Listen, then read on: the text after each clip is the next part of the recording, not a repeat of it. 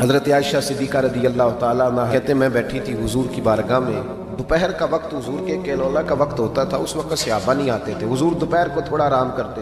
کہتے ہیں ایک بوڑھی خاتون ایک دن آ گئی دوپہر کو، اس کے ہاتھ میں چھڑی تھی، لاٹھی پکڑی تھی، اس نے دروازے پہ دستک دی۔ جب میں نے پوچھا کون ہے تو وہ عورت بولی، حضور آرام کر رہے تھے، کہتے ہیں وہ عورت جب بولی نا، اللہ کے محبوب چارپائی پہ اٹھ کے بیٹھ گئے، اس کی آواز کانوں سے ٹکرائی، حضور اٹھ کے بیٹھ گئے۔